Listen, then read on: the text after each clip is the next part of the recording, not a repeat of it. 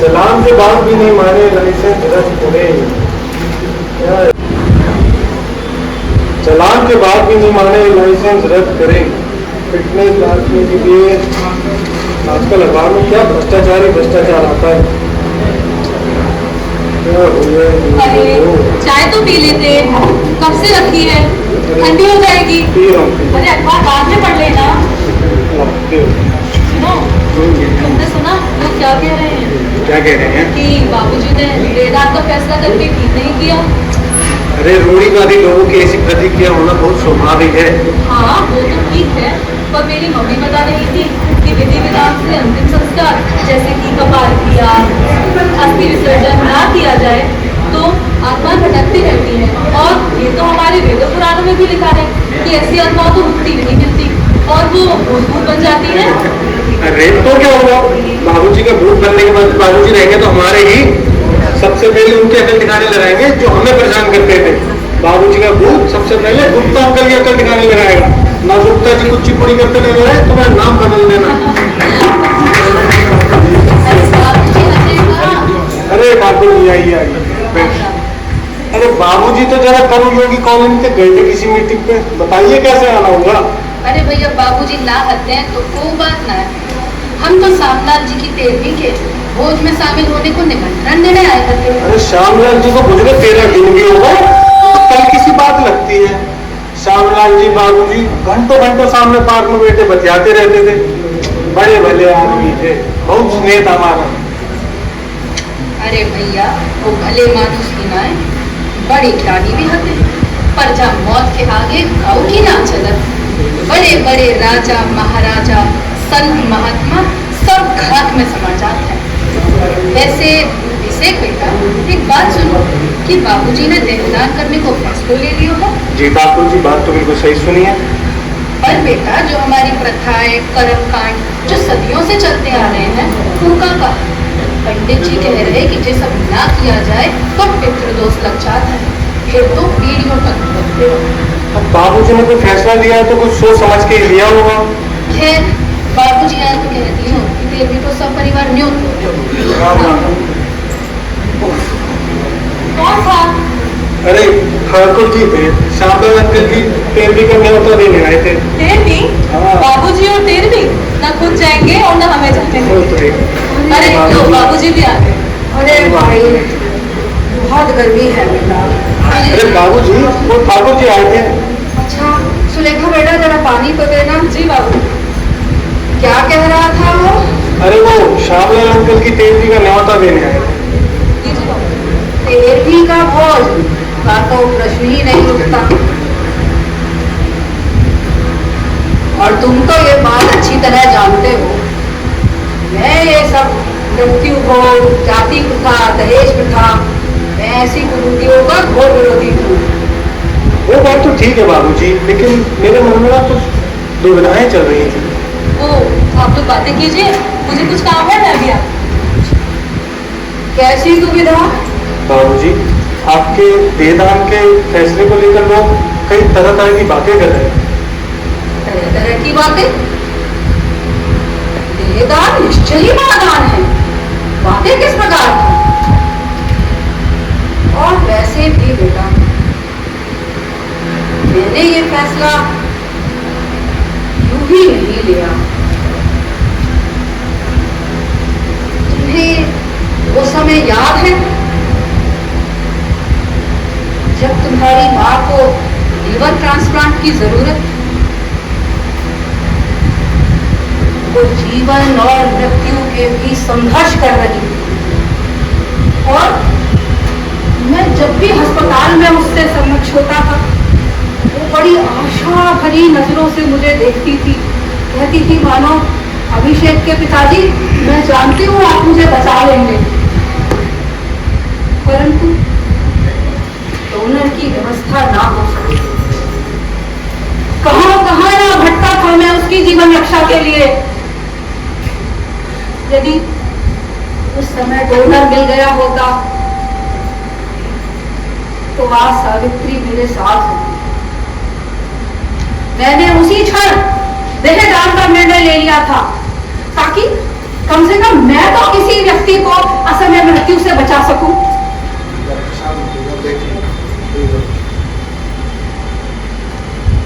बाबूजी आपकी सारी बातें ठीक है, लेकिन हमारे रीति रिवाजों को क्या, उनको भी तो पूरा करना पड़ता है ना। अरे बेटा, देहदान करने से किसी रीति रिवाज में कोई अड़चन नहीं आती।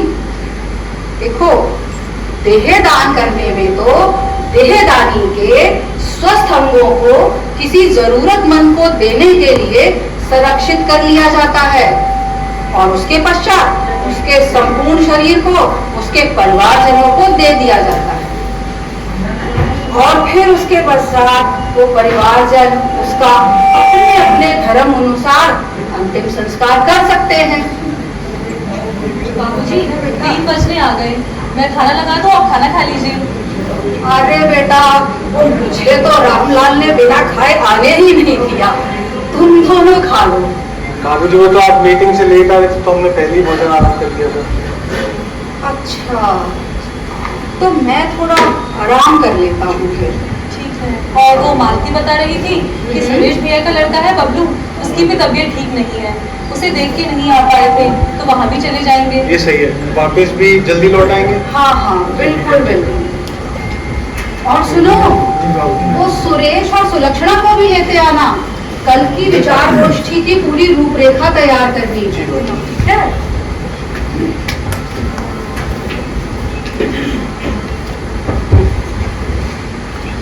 चलो आज हम थोड़ा टीवी देखें।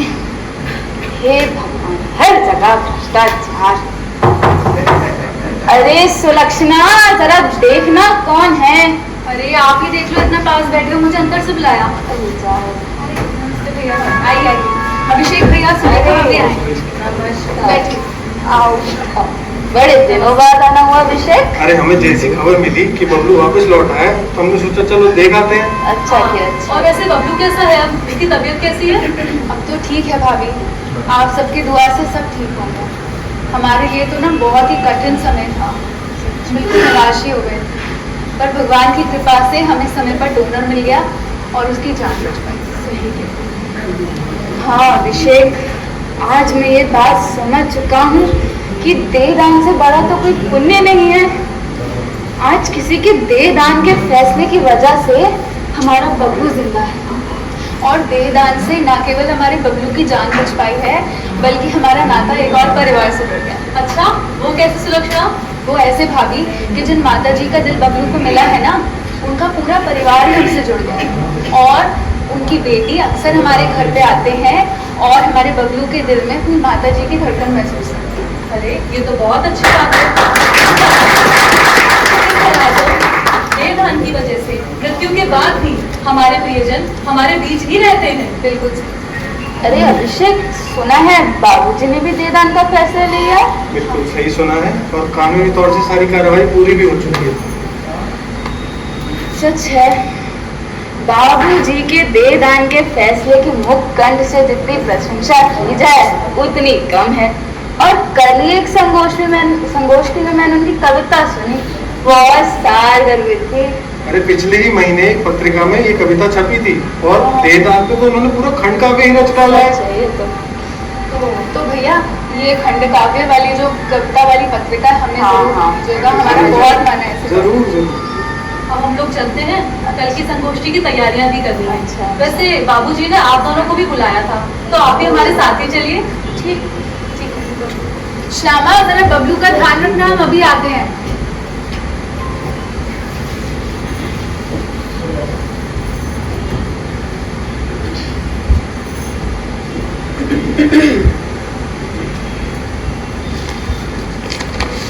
प्रणाम बाबूजी। अरे यार, लो बेटा, सुलक्षणा बेटा, आओ आओ आओ, बैठो बैठो। अरे नमस्कार, हर्ष भी आया है, आओ बैठो बेटा, बैठो। आओ बच्चों, आओ। बाबूजी, कल के कार्यक्रम की सारी तैयारी हो चुकी है, अब आप आगे बताइए कि करना क्या है। अरे तुम्हें ही नहीं, सुरेश, सुलक्षणा, सुलेखा, भाई सबको काम करना है। कल के सर्वधर्म सम्मेलन में सबके स्वागत सत्कार की जिम्मेदारी तुम लोगों पर है भाई। देखो, कल की विचार गोष्ठी में हमने सभी धर्म गुरुओं, विशिष्ट अतिथियों, पत्रकारों, साहित्यकारों सभी को निमंत्रण दिया है और इसका मुख्य उद्देश्य है कि देहदान पर उन सभी के विचारों का आकलन करना और जन सामान्य में इस विषय के लिए जागरूकता फैलाना। तो भाई देखो, किसी प्रकार की कोई कमी नहीं रहनी चाहिए। ठीक है बाबूजी, सुलक्षणा बहुत अच्छी गायिका है। मेरे विचार से क्यों ना आपकी कविताओं का गायन इनसे करा लिया जाए। सही बात है, इससे हमारे कार्यक्रम में एक मनोरंजक तत्व भी आ जाएगा। सिर्फ बात तो सही कह रहे हो, सुलक्षणा के गायन से 4 चांद लग जाएंगे विचार गोष्ठी में। हाँ, और इससे हमारा मीडिया कवरेज भी अच्छा हो जाएगा। हाँ, और देखने वालों के लिए कुछ नयापन भी होगा। अरे फिर तो भाभी जी, कार्यक्रम की सफलता का श्रेय हमारी बीवी को मिलेगा, थोड़ा हमें भी दे दीजिएगा। हाँ बिल्कुल। चलो हम लोग चलते हैं, बहुत देर हो गई है। कल के कार्यक्रम की भी तैयारी करनी है। भैया वो पत्रिका दे दीजिए हमें।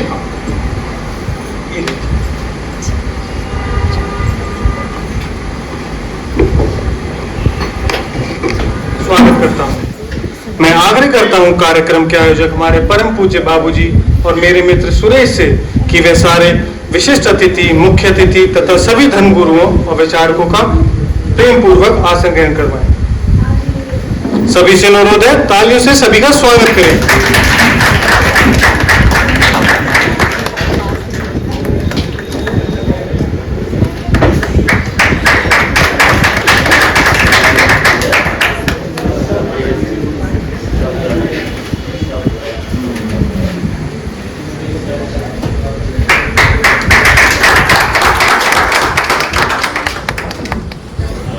इस कार्यक्रम का शुभारंभ हम मां सरस्वती की वंदना से करने जा रहे हैं, जिसे उर्वशी डांस एकेडमी की छात्रा कुमारी शिवांगी शर्मा प्रस्तुत करेंगी।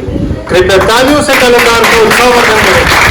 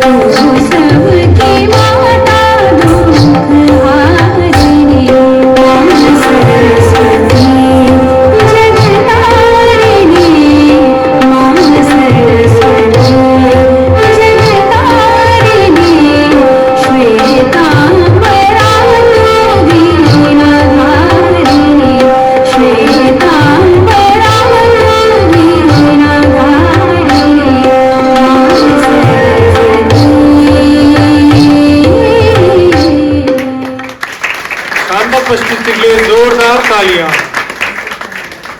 मां की वंदना के पश्चात अब हमारे परम पूज्य बाबूजी द्वारा रचित कविता देहदान का पाठ श्रीमती सुलक्षणा द्वारा प्रस्तुत किया जाएगा। कृपया मंच पर बताएं। नमस्ते, मैं सुलक्षणा आप सबके समक्ष हमारे परम पूज्य बाबूजी द्वारा रचित कविता देहदान का काव्य पाठ करने जा रही हूँ। मुझसे कोई भी त्रुटि हो तो मुझे माफ रहे सुरक्षित 10 मिनट, रहे सुरक्षित 10 घड़ी मृतदेह की आँख, 10 मिनट तक मृतक की चलती रहती सांस, चलती रहती सांस 20 मिनटों तक मस्तक, नहीं बिगड़ती त्वचा सुनिश्चित 5 दिवस तक, मेडिकल ये शोध अस्थियां 20 वर्ष तक, कालजयी है कर्म सदैव हो रहे सुरक्षित। और अब सुनिए देहदान करने के क्या क्या लाभ होते हैं। मृत्यु इस नश्वर देह से हो जग का कल्याण, 5 वृक्ष की लकड़ियां बच जाए श्रीमान, बच जाए श्रीमान की विद्युत वित्त सुरक्षित, पर्यावरण प्रदूषण भी मिट जाए सुनिश्चित, निश्चय हो यह सत्यदाह क्रिया तब अनुचित, पुण्यों में महापुण्य दान कर दो शरीर मृत, पुण्यों में महापुण्य दान कर दो शरीर मृत, पुण्यों में महापुण्य दान कर दो शरीर मृत। धन्यवाद।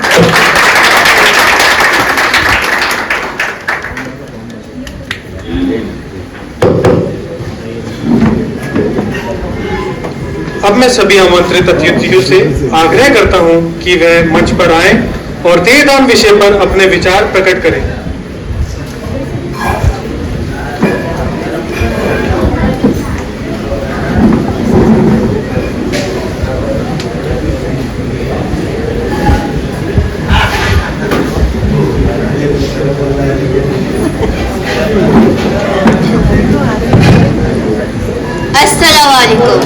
सभा में उपस्थित सभी सभाजनों को हम सारे धर्म गुरुओं की तरफ से आभार और विशेष धन्यवाद देवराज देवेश जी का, जिन्होंने हम सभी को यहाँ आमंत्रित किया और इस विशेष गोष्ठी में सम्मिलित भी किया।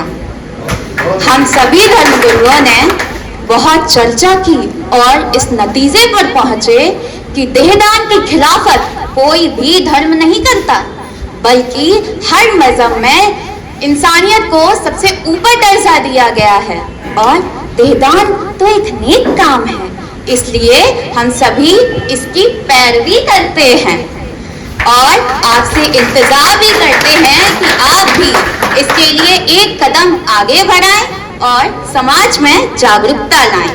शुक्रिया। जय श्री राम। आज इस संगोष्ठी में जिस विषय के बारे में चर्चा हुई वह आज के समय में बहुत ही महत्वपूर्ण है। दान का महत्व तो हर धर्मों में बताया गया है और हम सब जानते भी हैं और सहमत भी हैं कि देहदान महादानों की श्रेणी में आता है।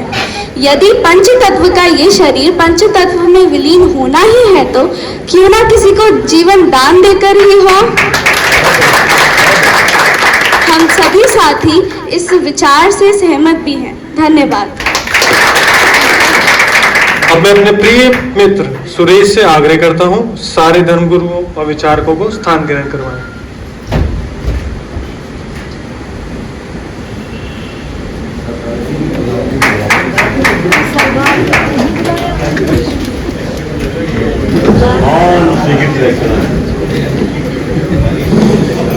अब मैं अपने परम पूज्य बाबूजी को धन्यवाद ज्ञापन के लिए मंच पर बुलाता हूं।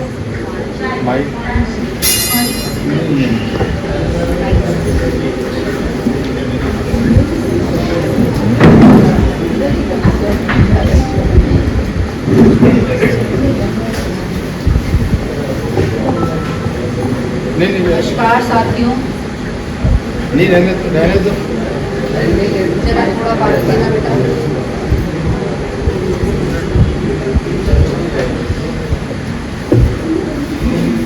नहीं क्या इसकी आवश्यकता है? हो जाएगी। मैं सभागार में उपस्थित सभी विशिष्ट अतिथियों और हमारे धर्म गुरुओं का हृदय से आभार व्यक्त करता हूँ कि उन्होंने इस देहदान जैसे महत्वपूर्ण विषय अपने अनमोल विचारों हमारे समक्ष रखे। देहदान विषय मेरे हृदय के बहुत करीब, न केवल इसलिए कि ये मुझे मेरी स्वर्गवासी पत्नी की याद दिलाता है, बल्कि इसलिए भी कि ये आज के समय की आवश्यकता भी। हम में से कौन है जिसने असमय अपनों से बिछड़ने की पीड़ा को अनुभव ना किया? किसी ने माता के रूप में, किसी ने पिता, बेटा, मित्र, पड़ोसी, राहगीर, कार्यालय का साथी। हम सबने किसी ना किसी अपने को खोया है। और जब ये पीड़ा हमें कचोटती रहती है कि यदि समय पर डोनर मिल गया होता तो आज मेरा बेटा जिंदा होता, तो आज मेरी माँ मेरे साथ होती, तो आज भी प्रतिदिन की तरह वो सुबह पार्क में शर्मा जी हंसकर मेरा हालचाल पूछ रहे होते, तो आज भी कार्यालय से घर तक आने वाली बस में वो मुस्कुराता हुआ चेहरा मुझे आदर से सीट दे रहा था। हम अधिकांश लोगों ने समय पर डोनर उपलब्ध ना होने की पीड़ा को, परिणाम को झेला है, अनुभव किया है। और इस प्रकृति में जितने भी जीव जंतु हैं, सभी एक दूसरे को कुछ ना कुछ दे रहे हैं। जानवरों का भी संपूर्ण शरीर ही हमारे किसी ना किसी रूप में काम आता है। और पेड़ तो अपना फल, फूल, पत्ती, जड़, छाया, यहाँ तक कि छाल भी तुमको दे देता है। क्या मानव को नहीं दे सकता? क्या मानव के काम नहीं आ सकता?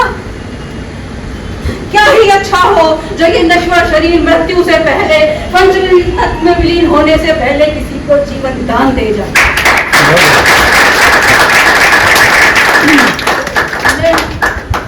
आज अपने आप को बहुत सौभाग्यशाली समझूंगा यदि किसी एक व्यक्ति को भी मैं अपने विचारों से प्रभावित कर सकूं, यदि किसी एक व्यक्ति को भी मैं देहदान के लिए प्रेरित कर सकूं, यदि किसी एक जान को भी बचाने का मैं प्रेरणा स्रोत कर सकूं।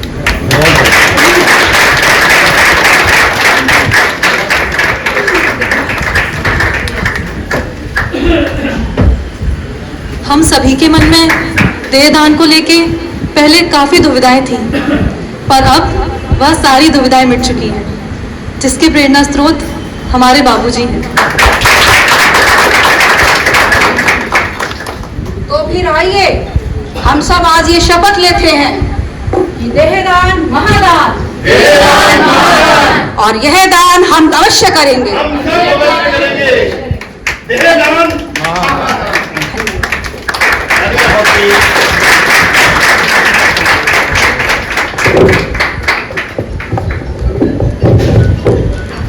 ये बहुत ही सुंदर प्रस्तुति अभी आपके समक्ष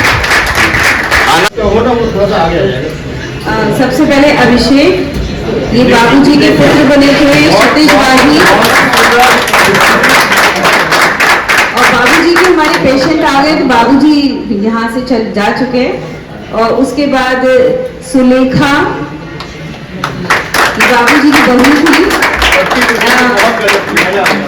बहुत अच्छा रोल किया। यशी भारद्वाज। ऐसा नहीं लग रहा। उसके बाद सुरेश, ये दिशा वर्मा,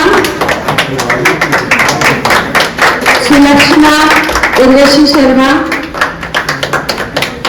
ठाकुर साहब जा चुके हैं। अब पत्रकार गुंदन गुप्ता, ये पत्रकार की भूमिका में थी। काजी जी सौम्या सिंह। तालियां बजाते रहे बच्चों को बहुत हमारे मठाध्यक्ष नीलवर्णा सिंह। हमारे कृष्ण पादरी मनस्वी राठौर। हमारी सिख गुरु अनुज्ञा जैन। फिर हमारी जैन साध्वी आकृति जैन। हमारी सरस्वती वंदना जिन्होंने प्रस्तुत करी थी हमारी एकेडमी की स्टूडेंट शिवांगी शर्मा।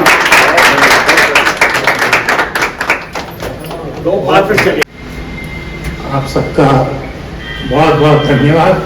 मेरा तो दिल इतना ओत-प्रोत हो रहा है, मैं कुछ बयान नहीं कर सकता।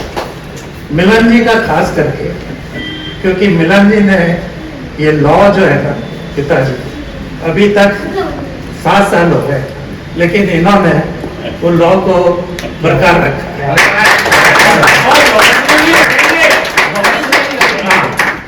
और आज ये जितने भी यंग बच्चे आए हैं, इन्होंने जो प्रस्तुति दी है वो शानदार थी और सबके लिए एक प्रेरणा है। बहुत मेरा सभी कवियों का और सभी का बहुत बहुत धन्यवाद।